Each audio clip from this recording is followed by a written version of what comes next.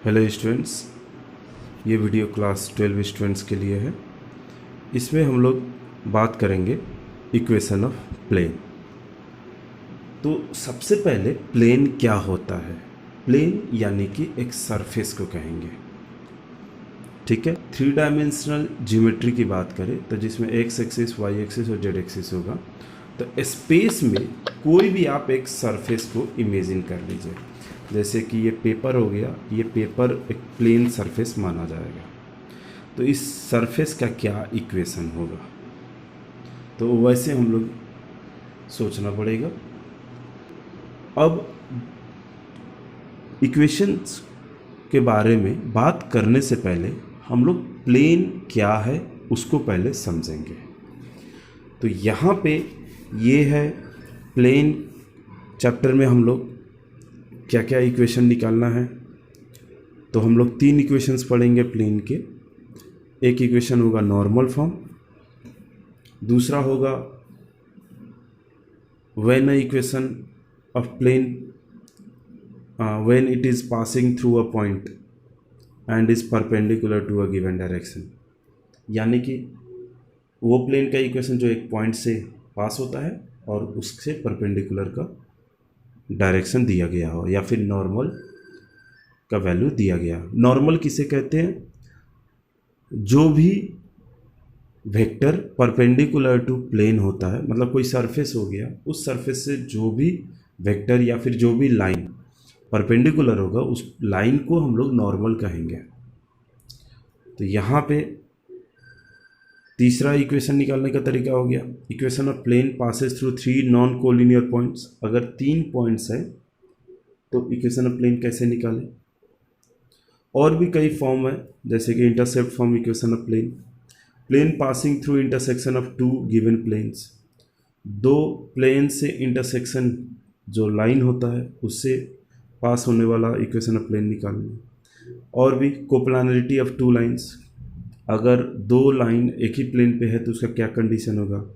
Angle between 2 planes निकालना, और distances निकालना, जैसे कि distance between 2 planes, distance between point and a plane, distance between line and a plane, distance between point and a line, distance between point and a line along a given direction. तो ये काफ़ी चीज़ें हैं जो हमें इस under the topic distance के बारे में इसमें पढ़ना पड़ेगा। कुछ यहाँ पे डिस्टेंस का आइडिया जो है लाइन से भी रिलेटेड है, जो हम लोग इक्वेशन ऑफ लाइन ऑलरेडी पढ़ चुके हैं। फिलहाल बात करते हैं प्लेन क्या है। तो सबसे पहले हम लोग जानेंगे कि a plane is a surface on which any 2 points joining lines also lie on that surface provided that the 2 points are on the same plane. इसका मतलब ये है कि अगर हम कोई एक सरफेस ले लें, उसको हम लोग प्लेन कहेंगे। अगर उस सरफेस पे कोई भी 2 पॉइंट ले, अगर वो 2 पॉइंट जोड़ने वाला स्ट्रेट लाइन जो होगा, जैसे कि ए और बी मैंने पॉइंट लिया, इसको जोड़ने वाला स्ट्रेट लाइन होगा, वो भी उसी प्लेन पे आना चाहिए, तो हम लोग उसको प्लेन कहते हैं, यानी कि उसको सरफेस कहते हैं। ये हम लोगों का एक डेफिनेशन हो जाता है प्लेन का, कि प्लेन हम उस शेप को कहेंगे अगर कोई भी 2 पॉइंट लिया जाए तो उसको जोड़ने वाला स्ट्रेट लाइन भी उसी सरफेस पे आएगा, and that surface is called plane. तो ये बड़ा इंपॉर्टेंट प्रॉपर्टी होता है जिसको हम लोग बार बार यूज करेंगे प्लेन का इक्वेशंस निकालने में और प्लेन को समझने में। दूसरा, प्लेन का नॉर्मल क्या होता है? कोई भी लाइन जो सरफेस से परपेंडिकुलर हो, जैसे कि ये मान लेते हैं ये मेरा पेपर एक सरफेस हो गया और ये मेरा पेन इससे परपेंडिकुलर है, तो ये जो परपेंडिकुलर टू द सरफेस है इसी को नॉर्मल कहेंगे। इसको आप वेक्टर भी कह सकते हैं, ठीक है। तो अब ये जो हमारा वेक्टर है इसको हम लोग एन वेक्टर कहेंगे। एन वेक्टर यानी कि नॉर्मल वेक्टर को हम लोग ज़्यादातर डिनोट करेंगे। दूसरा, ये अगर लाइन के रूप में यूज किया जाएगा तो इसको नॉर्मल लाइन कहेंगे। अब रह गया बात जब भी प्लेन में हम लाइंस बनाते हैं, जैसे कि L1 L2 L3 ये कई लाइंस मैंने बनाया है, तो अगर ये नॉर्मल टू द प्लेन है, ये जो पेन मेरा प्लेन से नॉर्मल है, तो ये जो नॉर्मल है ये तीनों लाइन से परपेंडिकुलर हो, यानी कि जो भी नॉर्मल टू द प्लेन होगा वो perpendicular to all lines that lie on a plane. यानी कि जो नॉर्मल प्लेन से परपेंडिकुलर होता है वो सारे लाइन से परपेंडिकुलर होगा जो उस प्लेन पे बैठता है, लाई करता है। ये दूसरा आइडिया होता है। थर्ड कंसेप्ट होता है कि अगर हम लोग एंगल बिटवीन प्लेन्स देखना चाहते हैं, यानी कि एंगल बिटवीन टू प्लेन्स, तो इस same is the angle between normals to the plane भी कहा जाएगा। इसके बारे में हम लोग आगे बात करेंगे जब हम लोग एंगल बिटवीन्स के बारे में चर्चा करेंगे। तो अब ये तीन कंसेप्ट्स के बाद हम लोग आगे बढ़ते हैं कि इक्वेशन ऑफ प्लेन कैसे निकाला जाए in a normal form. Normal form का मतलब होता है इक्वेशन ऑफ प्लेन जिस प्लेन से परपेंडिकुलर जो नॉर्मल होता है उसका डायरेक्शन कोसाइन दिया है या फिर उसका यूनिट वेक्टर दिया है, यानी कि प्लेन से परपेंडिकुलर जो नॉर्मल होगा उस नॉर्मल का यूनिट वेक्टर पता है, और दूसरा जो प्लेन ओरिजिन से कितना दूरी पे बैठा है, what is the distance from the origin to the plane, ये भी गिवन हो, तो हम लोग ये फॉर्मूला यूज करते हैं और उसको हम लोग नॉर्मल फॉर्म कहेंगे। यहाँ पे क्लियरली लिखा है कि a plane has distance from, तो पी कहेंगे, प्लेन का ओरिजिन से डिस्टेंस दिया गया रहेगा, और normal to the plane n cap यानी कि यूनिट वेक्टर जो होगा वो LIMJ_N_K, ये भी हमें गिवन होगा। तो तब इक्वेशन ऑफ प्लेन क्या होगा, इसको समझने के लिए यहाँ पे आप देखिए एक प्लेन बनाया गया है। इस प्लेन का नाम हम लोग ABCD कर देते हैं। तो ये जो सरफेस है इस पे आप देखिए यहाँ ओरिजिन से एक लाइन गया है OM, और इस OM का डिस्टेंस कितना है P है। तो ये जो OM होगा वो इस सरफेस से परपेंडिकुलर होगा, क्योंकि जो परपेंडिकुलर होता है वही डिस्टेंस के रूप में लिया जाता है। तो ये जो डिस्टेंस है ओरिजिन से that is perpendicular to the surface होगा। अब दूसरी बात, नॉर्मल जो होता है वो भी प्लेन से परपेंडिकुलर होता है, तो नॉर्मल जो होगा वो OM के डायरेक्शन में ही होगा, क्योंकि OM भी प्लेन से परपेंडिकुलर है, और एन कैप जो है वो नॉर्मल का यूनिट वेक्टर है, तो एन कैप का डायरेक्शन और OM का डायरेक्शन दोनों सेम होगा। तो इसी डायरेक्शन में हमने एन कैप भी दिखाया है। अब जो जिस प्लेन का इक्वेशन निकालना होता है वहाँ पे हम लोग एक पॉइंट ले लेंगे PXYZ, that is the general point, और उसको ओरिजिन से जोड़ देंगे, तो ये R वेक्टर हो गया। ये R वेक्टर पोजीशन वेक्टर होगा इस पॉइंट P का। अब क्या करेंगे हम लोग, ये जो पॉइंट P है और ये जो M है ये भी पॉइंट दोनों प्लेन पे बैठा है, तो इन दोनों को अगर मैं जोड़ दूंगा तो ये जो PM लाइन होगा वो भी कहाँ पे होगा, प्लेन पे होगा। प्लेन का प्रॉपर्टी है कि दो पॉइंट्स जो प्लेन पे बैठे हैं उसको जोड़ने वाला लाइन भी प्लेन पे होता है, और जो OM होगा वो प्लेन से परपेंडिकुलर है, तो OM क्या होगा, इस PM से भी परपेंडिकुलर होगा, यानी कि जो OM है वो परपेंडिकुलर टू PM है।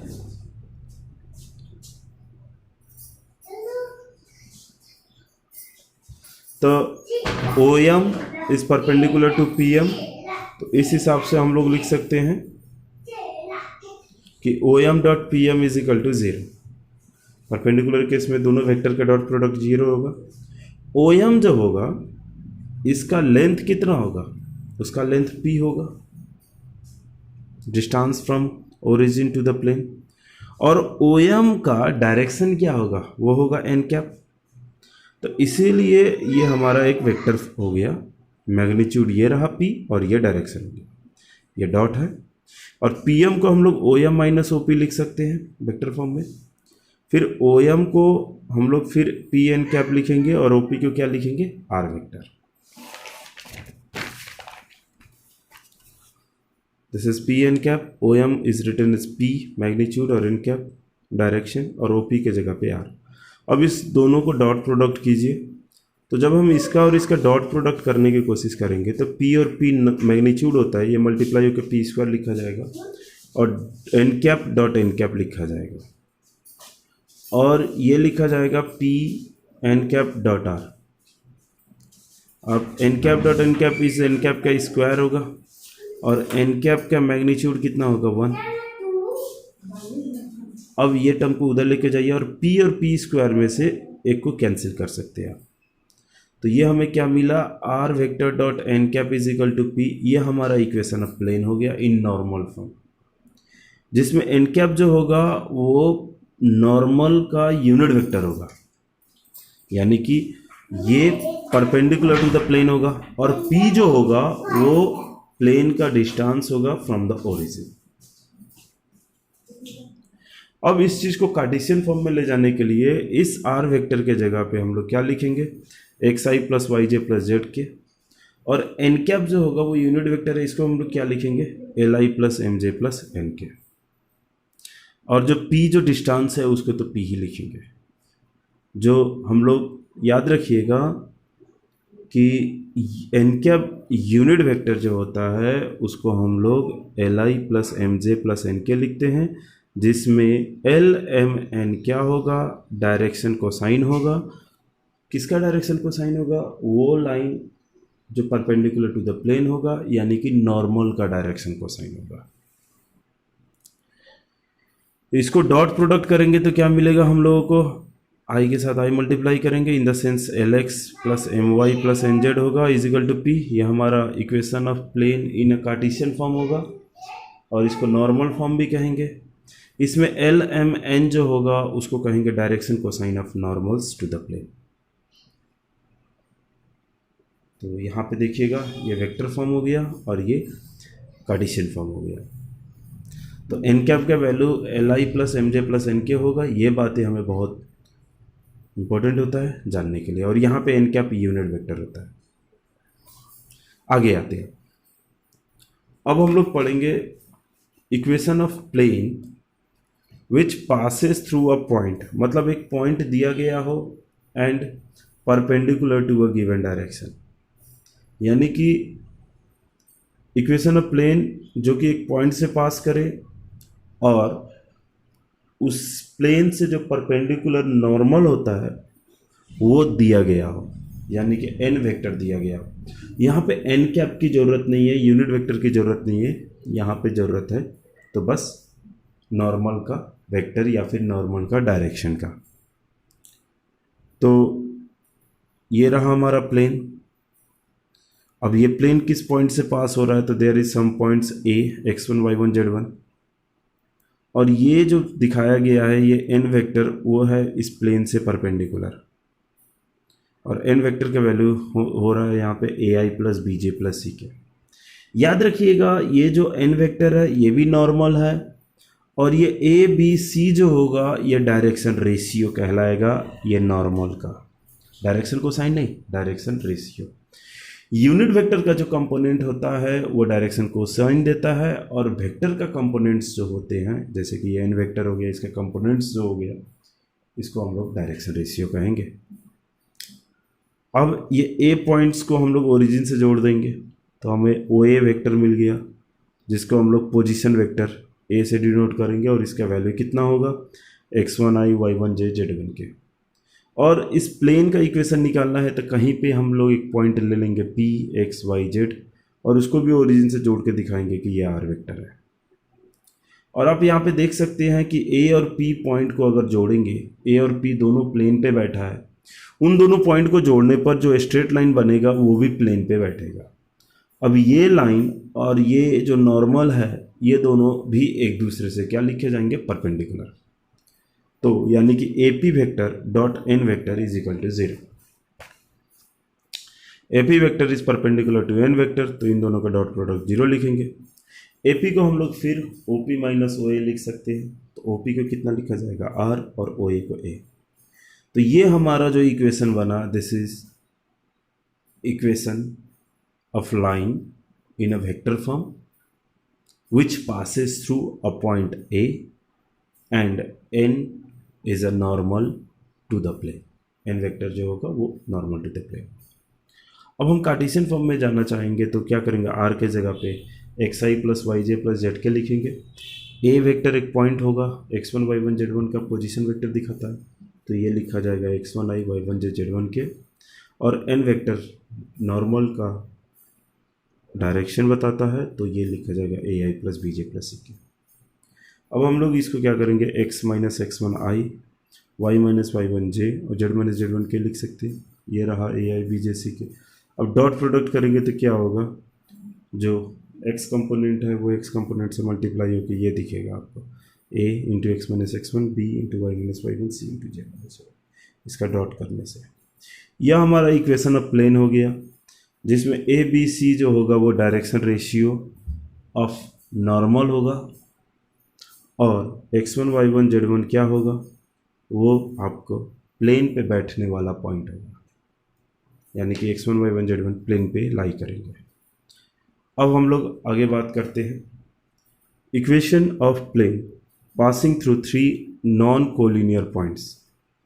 तो यहाँ पे बात क्या है कि अगर 3 पॉइंट्स लेते हैं तो हम लोग एक प्लेन बना सकते हैं, यानी कि अगर 3 पॉइंट्स दिया गया है तो प्लेन का इक्वेशन बताया जा सकता है, लेकिन शर्त है कि वो तीनों पॉइंट एक ही लाइन पे नहीं होना चाहिए, यानी कि तीनों पॉइंट कोलिनियर नहीं होना चाहिए। जैसे कि ए बी और सी, आप 3 पॉइंट ले लीजिए, 3 पॉइंट अगर एक ही लाइन पे नहीं है तो इन तीनों को अगर हम लोग जोड़ेंगे तो एक ट्रायंगल बनेगा। आप ये इमेजिनेशन एक स्पेस में कीजिए, कहीं पे भी आपने 3 पॉइंट ले लिया स्पेस में और तीनों पॉइंट को जोड़ देंगे एक दूसरे से तो एक ट्रायंगल बनेगा। वो ट्रायंगल देखिए, वो एक सरफेस दिखाई देगा। ट्रायंगल तो आपको दिखा, मतलब उसके भीतरी भाग को शेड कर दीजिए ऐसे करके, तो ये एक सरफेस बन गया। अब इस ट्रायंगल को चारों तरफ से लंबा कर दीजिए, ऐसे इमेजिन कीजिए ये ट्रायंगल जो है किसी सरफेस पे बैठा है, तो वही सरफेस यानी कि वही हमारा रिक्वायर्ड प्लेन है, जो प्लेन पे ये तीनों पॉइंट लाई कर रहे हैं। अब ये सरफेस का इक्वेशन कैसे निकाला जाए, अगर 3 पॉइंट दिया गया है तो यहाँ पे एक डायग्राम बनाया गया है जिसमें एक सरफेस हो गया यानी कि प्लेन, उस पर 3 पॉइंट्स लाई कर रहे हैं, ए बी और सी। ए का coordinate x1 y1 z1, B का x2 y2 z2, सी का x3 y3 z3। Vector form की बात करें तो पॉइंट का मतलब होता है ओरिजिन से जोड़ के पोजीशन वेक्टर बना दीजिए। ओ ए को ए वेक्टर बोल दीजिए, ओ बी को बी वेक्टर और ओ सी को सी वेक्टर। ठीक, अब जब प्लेन का इक्वेशन निकालना है तो एक पॉइंट अपने मन से ले लेंगे पी एक्स वाई जेड और उसको ओरिजिन से जोड़ेंगे, तो जो ओपी वेक्टर होगा वो हो जाएगा हमारा आर वेक्टर। इस तरह से आर को ओपी यानी कि एक्स आई प्लस वाई जे जेड के ए वेक्टर का वैल्यू ये रहा, बी का ये रहेगा, सी का ये सब पोजीशन वेक्टर है। पोजीशन वेक्टर मतलब ये सब पॉइंट्स है, ये सब पॉइंट्स को रिप्रेजेंट करेंगे। अब करेंगे क्या हम लोग कि आप ये ए पॉइंट और बी पॉइंट को जोड़ दीजिए, तो ये ए बी वेक्टर बन जाएगा।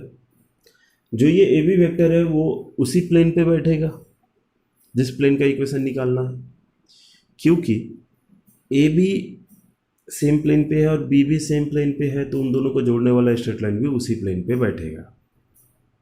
फिर आप क्या कीजिए, ए को सी से जोड़ दीजिए तो ए सी वेक्टर हो गया, और ए को पी से जोड़ दीजिए तो ए पी वेक्टर हो गया। जैसे कि यहाँ पे 4 पॉइंट्स है ना, 4 में से कोई भी करके हमें 3 वेक्टर निकालने की जरूरत होती है। इसमें याद रखिएगा एक बार ही हम लोग ये पॉइंट पी को यूज करेंगे, दोबारा नहीं यूज करेंगे, क्योंकि पी जो होता है वो वेरिएबल पॉइंट्स होता है, उसको एक ही बार यूज करना बेहतर होगा। तो 3 वेक्टर मैंने बना लिया, ए B A C A P. आप चाहें तो ए बी बी सी और सी ए भी ले सकते हैं, कोई भी 3 वेक्टर आप बना सकते हैं। वो शर्त ये होना चाहिए कि वो तीनों वेक्टर उसी प्लेन पे होने चाहिए। अब सोचिए अगर 3 वेक्टर एक ही प्लेन पे हैं तो उसको कोप्लानर कहेंगे। और कोप्लानर का कंडीशन क्या होता है कि A P A B A C are coplanar, तो कंडीशन क्या होगा, उसका स्केलर ट्रिपल प्रोडक्ट 0 होगा।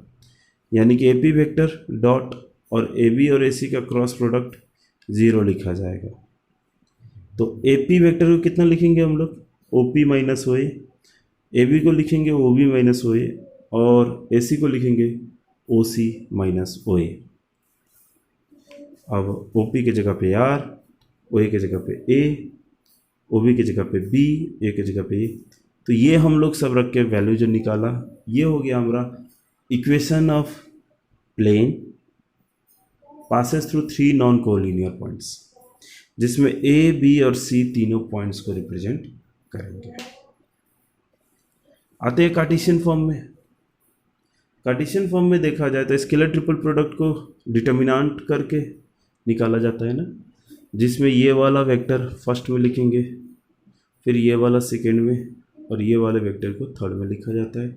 यानी कि r माइनस ए का मतलब क्या होगा, x माइनस x1, क्योंकि r होता है, यहाँ पे देख सकते हैं आप,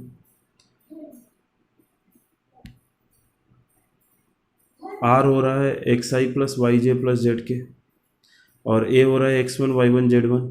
तो r माइनस ए का मतलब x minus x1 y minus y1 z minus z1, ये तीनों आई जे के कंपोनेंट्स हो जाएंगे, तो ये लिख देंगे। फिर b माइनस ए का मतलब x2 minus x1 y2 minus y minus z2 minus z1, और c माइनस ए का मतलब होगा x3 minus x1 y3 minus y1 z3 minus. तो ये जो हम लोगों को मिला, ये equation of plane in Cartesian form कहा जाएगा। तो ये 3 इक्वेशन ऑफ प्लेन हम लोग पढ़ चुके हैं।